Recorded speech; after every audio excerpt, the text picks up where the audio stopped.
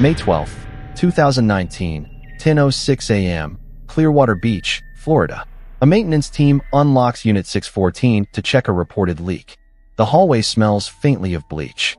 Inside, a towel is wedged under the bathroom door. The door won't move more than an inch. Security cameras cover every corridor and elevator. No one reported a gunshot overnight. What happened to Marissa Holden inside this room, and when? 2 years later, testimony will explain why the resort stayed silent.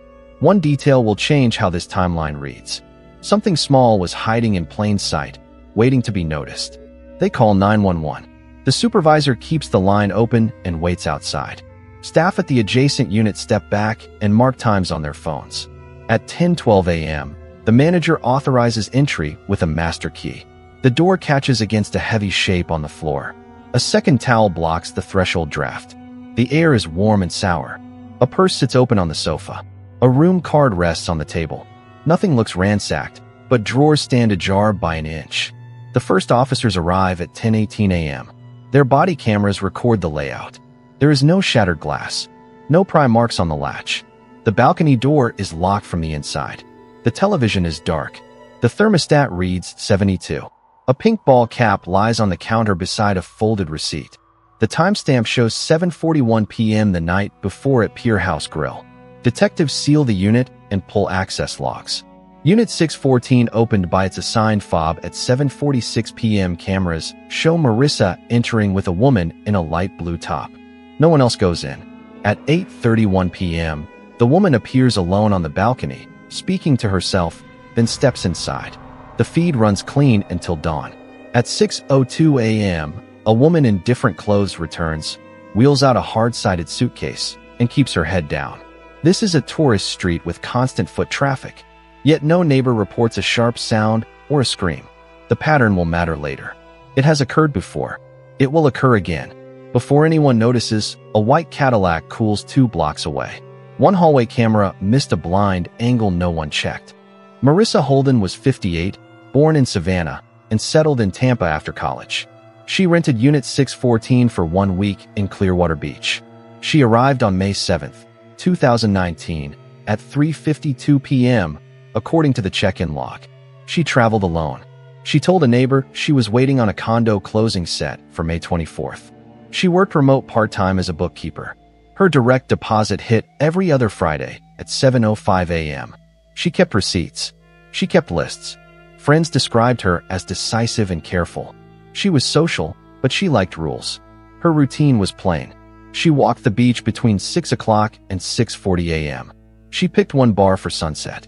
On May 11th, she chose Pier House Grill at 7:33 p.m. She wore a pink cap and carried a white crossbody. She texted a cousin in Atlanta at 7:12 p.m. The text read, "Dinner. Back by 9. It was her style to set expectations. It was also her habit to help. She came to Clearwater to assist a widowed friend with estate papers. She brought notarized forms and a thumb drive. Her family lived nearby. Gregory Holden, her estranged husband, still handled the boat title and a storage lease in Tampa. They were civil. Their split was not violent, but it was final. He kept the garage tools. She kept the car. They shared no minor children and no pets. She wore a medical alert band for a controlled thyroid condition. Her primary care visit was documented in April. Marissa liked order. She tracked miles on a small notebook in her purse. She used a single credit card to simplify reconciliation. She did not gamble. She did not withdraw large sums. She returned calls the same day. Her phone settings logged steps and locations. She allowed iCloud backups at 2 a.m. If you follow unsolved files and reopenings like this, subscribe to stay with the timeline. This case moves fast, and details matter. We will keep hours, not just days. We will show where numbers do not match. We will ask why a woman who kept schedules missed one by 12 hours without warning. Her habits were plain. Her entry fob was used on time. Her exit was not. Someone else learned her routine before she learned theirs. At 7:12 p.m. on May 11th, 2019, Marissa texts her cousin, "Dinner. Back by 9. At 7:33 p.m., Pier House Grill logs a table for 1. A server remembers the pink cap and a white crossbody bag. Camera A12 by the hostess stand records a woman in a light blue top entering at 7:36 p.m. She sits one stool over from Marissa. They do not speak for 9 minutes. At 7:45 p.m., the server places 2 waters. At 7:49 p.m., the women tilt toward each other and exchange first names. The audio is ambient only. Lips move. Hands rest open on the bar. The itemized receipt closes at 7:41 p.m. according to the printer header, but the video shows the signed slip at 7:43 p.m. The 2-minute offset repeats on 3 Saturday checks. Management explains the terminal clock ran slow. Detectives document the variance. Camera B04 at the south exit shows both women leaving at 7:44 p.m. They walk east toward Mandalay Avenue. Marissa's cap is visible above the crowd. The woman in blue keeps her head down and within half a step. Condo access logs show Unit 614 opening at 7:46 p.m. with Marissa's assigned fob. Hall camera C07 shows both entering the elevator. No one else rides up. The elevator stops on 6. The hallway mic picks up distant voices, but no raised tones. At 8:31 p.m., the balcony camera across the courtyard captures a single figure in a light blue top stepping out, speaking under her breath and rubbing her eyes. She turns away from the lens and steps back inside. No further motion flags until dawn. Between 6:02 and 8:11 a.m., a woman in different clothing makes 3 trips from 614. She pulls a hardshell suitcase, a reusable grocery bag, and a plastic hotel laundry sack. The suitcase wheels leave faint black arcs on the tile. Housekeeping did not see her face. At 8:19 a.m., camera D02 shows a white Cadillac Escalade parked 2 blocks west, engine cooling, windows up. At 8:23 a.m., the same woman returns on foot to the lobby. She avoids the front desk and uses the side door. Marissa's phone logs stop at 8:02 p.m. The blue woman's schedule begins at sunrise. At 5:56 a.m., a woman in a light windbreaker enters the 6th floor corridor from the stairwell. She wears running shoes, a gray cap, and carries no bag. Camera C07 shows her pause at Unit 614, look both ways, and key in with Marissa's fob at 5:58 a.m. At 6:02 a.m., she exits with a hardshell suitcase. She keeps her head low and wheels it to the service elevator. Housekeeping logs a cart blocking the main elevator at that minute, which explains her route. At 6:19 a.m., the resort desk receives a call requesting a 3-day extension on Unit 614. The caller gives Marissa's name, date of birth, and last 4 digits of a visa. The system accepts the charge for $582.14 at 6:21 a.m. Caller ID displays private. The voice is female and calm. At 6:33 a.m., camera D02 picks up the same woman leaving through the side exit with a reusable grocery bag. She walks west toward the beach lot. A white Cadillac Escalade is parked 2 blocks away with no front plate bracket. She opens the rear, places the suitcase inside, closes it, and walks back. At 7:12 a.m., she re-enters wearing different clothes, black shirt, denim shorts, hair uncovered. She carries a plastic hotel laundry sack. At 7:29 a.m., she exits with the sack full and a folded white hat on top. The sack rides on her shoulder. The hat matches Marissa's style and size. Camera C07 does not log any other visitor to 614. At 8:07 a.m., an ATM at Mandalay Avenue records a $500 withdrawal from Marissa's account. The ATM camera shows a woman in sunglasses and the same black shirt. The receipt prints available balance, $3,241.77.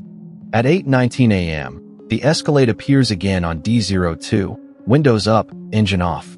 At 8:23 a.m., the woman returns to the lobby on foot, avoids the front desk, and takes the elevator alone. At 8:27 a.m., a white Toyota Camry registered to Marissa exits the underground garage. The driver keeps both hands at 10 and 2. The gate camera captures only the roofline and the top of a cap. Unit 614's door does not open again until maintenance forces entry the next morning. By 9:10 a.m., a Gulfview Hotel 4 miles north charges a room service order to Marissa's visa. The name on the delivery slip reads M. Holden, but the signature does not match her bank specimen. Someone staged a normal morning while moving 2 cars and a life. Detectives started with what did not fit. There was no forced entry, no damaged latch, and no pry marks. Unit 614 opened by Marissa's assigned fob at 7:46 p.m. Drawers stood open by an inch, as if checked, and closed again. A purse sat on the sofa with the zipper half back. Her driver's license and visa were missing. Her phone showed no activity after 8:02 p.m., but the battery was not dead. The balcony slider locked from the inside. The thermostat was set to 72. Nothing about the room looked like a struggle. It looked staged to appear normal. The towel under the bathroom door raised a second question. Housekeeping used that trick for bleach fumes, but not in occupied units. In this case, no one filed a note about cleaning late. The front desk had no request for service. That detail matched a different pattern, not a standard procedure. The hallway camera missed the bathroom door area by 2 feet. A pillar cut the angle. The restaurant receipt had a time drift of 2 minutes. That drift repeated on 3 checks printed that night. The sign slip still showed a departure before 7:45 p.m., consistent with camera B04. The resort's access log placed Marissa and a woman in blue at Unit 614 1 minute later. The elevator carried only them to 6. At 8:31 p.m., the balcony view showed the blue top alone. She wiped her eyes and talked under her breath. No one else entered or left. At 6:19 a.m., a woman extended the stay by phone for 3 days. She gave Marissa's date of birth and the last 4 digits of the visa. Caller ID read private. The charge cleared at 6:21 a.m. At 8:07 a.m., an ATM 1 block east gave out $500 from Marissa's account. A second attempt at 10:32 a.m. at a bank lobby machine declined. At 8:27 a.m., Marissa's white Camry exited the garage with an obscure driver. 2 blocks west, a white Escalade sat cooling with no front plate bracket. 2 cars, 1 fob, 1 voice, and a room arranged to look routine. The same trick shows up again, 9 states away, years earlier. The unit tells a story in measurements. The bathroom door stops at an inch. A towel seals the gap along the threshold. The air is warm and still. The light switch is off. The fan is off. A second towel lies folded near the vanity. The medical examiner gives a preliminary window between 8:05 p.m. and 9 p.m. on May 11, 2019. A single shot from behind. No broken tiles. No spray on the opposite wall. The wound path is straight and downward. There is no evidence of a struggle in the main room. Nothing overturned. Nothing smashed. On the counter outside, a pink cap sits by a folded receipt from Pier House Grill, time-stamped 7:41 p.m. The purse rests open, zipper halfway. Her driver's license is missing. Her visa is missing. The phone lies face down, notifications muted. Power at 39%. The TV is dark. The balcony glass is locked from the inside. A beach towel drapes over the chair back as if drying. Housekeeping did not mark a late cleaning. There is no housekeeping signature on the door slip. Gloves collect trace from doorknobs, the faucet, and the fob. A latent print on the faucet does not match Marissa. The towel under the door shows a narrow smear of clear residue. It is consistent with being pushed by a shoe. Gunshot residue testing at the threshold is negative, which is expected for a closed bathroom event. No suppressor is found in the unit. No shell casing is recovered from the floor or vanity traps. That suggests a revolver or careful collection. Plumbing traps test negative for brass. The toilet tank has not been opened. The bedroom shows a second pillow with a faint crease along the edge. Someone slept there briefly or pressed weight to sit. The sheets are pulled up smooth. The spare closet has a hanger out of sequence. A small, soft toy sits on the second pillow. It does not belong to Marissa according to her family. That object is bagged. DNA swabs are taken from the zipper pull of the suitcase left behind. The suitcase contains none of Marissa's clothing. It holds only hotel toiletries and a casino brochure from Louisiana. The hallway camera never sees anyone but Marissa and the woman in blue enter that door. One print on the faucet now needs a name. There is no surviving witness from inside Unit 614, so the record speaks. The 911 audio is clear and short. The maintenance lead reports a stuck bathroom door and a towel on the floor. The timestamp reads 10:06 a.m., May 12, 2019. The call ends at 10:08 a.m. The resort's digital access log shows Marissa's fob last used at 7:46 p.m., May 11th. No other credential opens that door until entry by staff. Elevator logs mirror the timeline with 2 riders at 7:45 p.m., then none. Phone records show Marissa's last text at 7:12 p.m. Her device does not unlock after 8:02 p.m. Wi-Fi telemetry places it inside Unit 614 until power down. iCloud attempts a scheduled backup at 2 a.m. and fails. Her visa runs at 6:21 a.m. for a 3-night extension by phone. Caller ID is private. The voice is female, steady, and provides her full birth date. An ATM withdrawal at 8:07 a.m. dispenses $500 on Mandalay Avenue. The bank later flags a 10:32 a.m. attempt as suspicious and declines it. The Pier House Grill furnishes surveillance with synchronized reference points after the clock drift is corrected. Management turns over the payment batch file and the EMV authorization logs. They show the signed slip at 7:43 p.m. with a tip that matches Marissa's usual pattern. The resort provides hallway and lobby video. A woman in a light blue top appears beside Marissa in both feeds. Facial features are partially obscured by angle and brim. Outside sources fill gaps. A nearby condo's security camera captures the same blue-top figure on the balcony at 8:31 p.m., speaking to herself. License plate reader data from Clearwater Beach alerts on a white Cadillac Escalade at 6:55 a.m., 2 blocks west. The plate is partially obscured by a frame. The state database still resolves it to a Minnesota registration. The name on file is Gregory Holden. The co-owner is Lydia Rowan. Mankato police respond to a welfare check from Gregory's business partner on April 3, 2019. The home is locked. A bathroom window stands open in 38-degree air. The living room television is on. Gregory's phone is charging. Texts sent from his number the previous week contain correct punctuation and clean spelling. His partner says Gregory never texts like that. He calls it wrong. He asks for officers to look anyway. One overlooked camera 2 driveways down will show the Escalade leaving at dawn. Investigators built the first theory from the room, staged normalcy. The second theory came from the timeline gaps. The third turned on motive. Marissa's unit showed no forced entry, a towel barrier, and precise movement windows. The extension call at 6:19 a.m. used her birth date and card suffix without hesitation. The ATM at 8:07 a.m. withdrew cash in a way that fit her daily limits.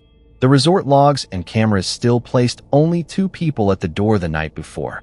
The conflict sat in the details that did not agree. Marissa's habits were prompt and traceable. Her devices backed up at 2 a.m. Her texts were short and messy. The person who phoned the desk spoke in complete sentences and volunteered numbers smoothly. The signed Gulfview room service slip used a neat, looped script unlike her bank specimen. The signature slope was different. The downstroke pressure was lighter. The bank flagged it. The hotel did not. Clearwater detectives asked Mankato to reopen the welfare check history. They requested call logs, license records, and any prior police contact. The Minnesota file noted a bathroom window open to cold air. It noted a television left on and a phone left charging. It also noted text messages sent from Gregory Holden's number with perfect punctuation. His business partner said Gregory typed with 2 thumbs and missed punctuation often. That friction matched the Florida pattern exactly. A working hypothesis formed. The woman in the blue top studied targets who seemed close to her own age. She gained access with friendliness, then used their cards and names to extend time. She moved cash in small withdrawals to delay fraud alerts. She parked a familiar vehicle away from the cameras and re-entered on foot. She used towels to mask odor and time. She favored quiet exits before dawn. Detectives then tested the identity angle. Could Lydia Rowan pass as Marissa to hotel staff and bank systems for days? Could she pass long enough to cross state lines again? Plate reader pings and casino player databases held possible answers. If Lydia carried an addiction, she also carried a trail. One detail from the Mankato house would later lock the 2 scenes together. Plate readers flagged the white Escalade at 6:55 a.m., May 12th, 2 blocks west of the resort. A second hit came at 9:02 a.m. near the Courtney Campbell Causeway, westbound. The Toyota Camry registered to Marissa exited the resort garage at 8:27 a.m. Both cars moved within 90 minutes. The Escalade stayed parked until after sunrise. The Camry left with an obscured driver and no visible passenger. At 9:10 a.m., the Gulfview Hilton billed $28.44 to Marissa's Visa for room service. The delivery signature used a neat looped hand, unlike her bank specimen.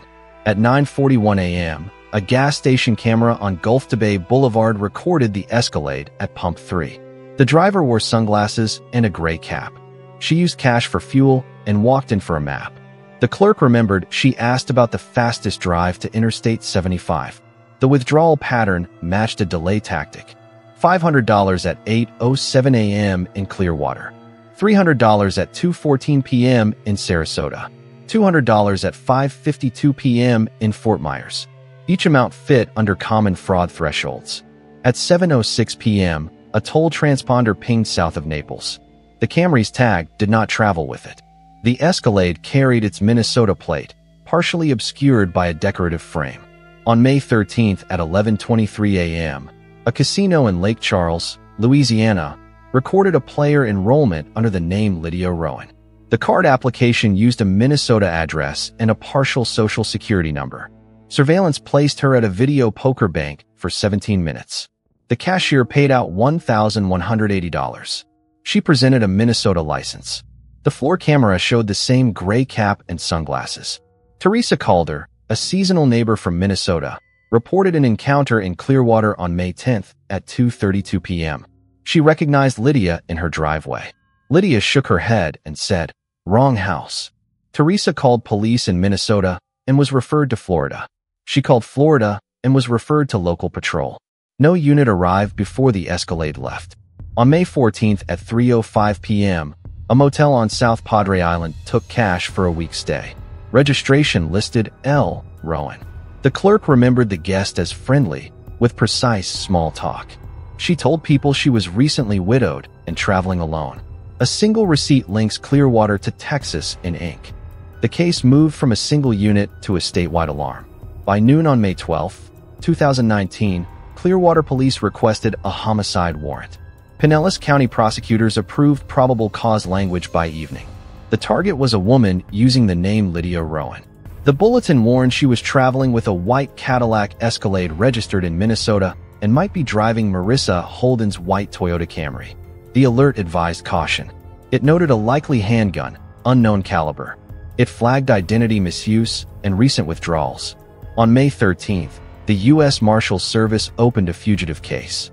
Texas DPS and Border Patrol were briefed about a possible southbound route. A regional bolo went out to casinos, marinas, and highway motels. Clearwater sent stills from Pier House Grill and the resort hallway. The best frame showed a woman in a light blue top leaning toward Marissa at the bar. A second still showed her rolling a hardshell suitcase to a service elevator. On May 14th, a South Padre Island motel clerk registered a guest as L. Rowan, paying cash for a week. She requested a ground floor room near a side exit. She told the desk she had recently lost her husband. She kept to small talk and remembered names. The clerk later saw her at a waterfront bar and thought nothing of it. That changed when a server compared the stills to the evening news and called 911. Deputies reached the original bar first. The woman had moved to a second restaurant on the marina. U.S. Marshals converged as she sat with a menu and a margarita. She did not run. She did not argue. She gave the name on the registration card. A preliminary search of her motel room recovered clothing, prepaid phones, maps with highlighted routes, handwritten notes, a casino brochure from Lake Charles, and jewelry identified by Marissa's family. A Florida room key was in her bag. The Camry's spare fob was in the nightstand. Clearwater filed charges for first-degree murder, fraudulent use of personal identification, grand theft, and grand theft auto. Texas held her on the warrant and began extradition. One bartender's call will decide if she moves again. Extradition moved fast. Texas held Lydia Rowan on the Florida warrant for homicide, ID fraud, and grand theft. She waived contest on May 20th, 2019, and flew under guard to Pinellas County 2 days later. A grand jury returned an indictment in June. The charges were first-degree murder of Marissa Holden, fraudulent use of personal identification, grand theft, and motor vehicle theft. The court entered a not guilty plea on her behalf. A public defender was appointed. Bond was denied. Discovery arrived in batches. Prosecutors listed the resort access logs, pier house grill surveillance, ATM stills, toll data, and the motel search. They added the faucet latent print from Unit 614, which matched Lydia's right index after AFI's comparison. They listed the Camry spare fob found in her nightstand and the jewelry identified by Marissa's family. A lab report tied a hair from the white hat to Marissa by mitochondrial profile. A handwriting examiner flagged the neat signature on the Gulfview room service slip as inconsistent with Marissa's known hand. Defense motions challenged the AFIS match and the casino records. The court held Fry hearings and allowed both. A competency review found Lydia able to assist counsel.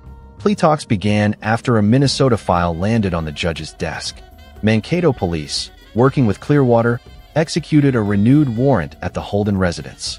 They found Gregory Holden dead in a bathroom off the master bedroom. He had been covered with a blanket. A towel was wedged under the door. The scene predated Clearwater by weeks. On October 14, 2021, in a Pinellas courtroom, Lydia stood and changed her plea. She admitted entering Unit 614 with Marissa on May 11, 2019. She admitted using Marissa's fob, phone data, and bank card. She admitted removing cash and property, and admitted firing a handgun that caused Marissa's death. The judge imposed life without parole on the murder count and concurrent terms on the financial counts.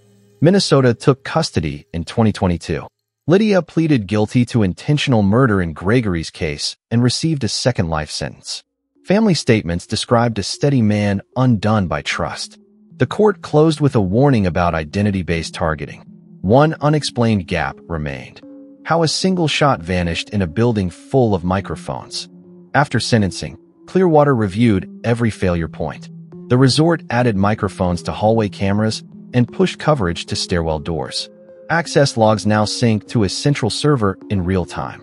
Managers must document any off-hour cleaning. A towel wedged under a door will trigger a welfare check. The balcony camera that missed a blind angle was replaced. A signage change tells guests that audio recording is active in common areas. Banks also changed their flags in the region. Small, spaced withdrawals now trigger manual review when linked to recent travel. Hotels added ID scans to room service and extensions by phone. Callers must confirm a second identifier. Caller ID alone is not accepted. The Gulfview Hilton archived its signature pads and matched timestamps to the authorization server clock.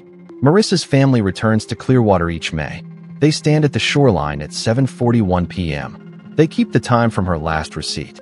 They speak about routine, trust, and the cost of small assumptions.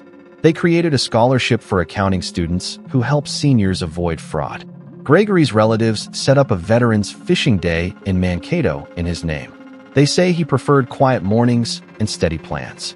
Lydia Rowan remains in state custody. Florida holds her on life without parole. Minnesota does as well. Her prison records show a restricted phone list and limited commissary. She declined interviews after sentencing. Her attorney filed a brief on medical issues, but did not appeal the plea. The faucet print sits in a sealed evidence box with the AFIS report. The white hat remains in storage after mitochondrial testing. Policy questions did outlive the cases. Why did a condo window in Minnesota sit open to 38-degree air without a call? Why did a hallway camera in Florida omit a balcony line of sight by 2 feet? Why did a payment terminal drift 2 minutes without an alert? The answers are practical, not dramatic. Maintenance, settings, staffing. What no one can fully explain is the absent sound. No neighbor reported a shot. No microphone captured it. Detectives think a small caliber revolver was used. They cannot prove it. The bathroom still shows a straight path and no casing. The towel still points to a plan. One older clip from a nearby condo may answer the missing sound if it ever surfaces.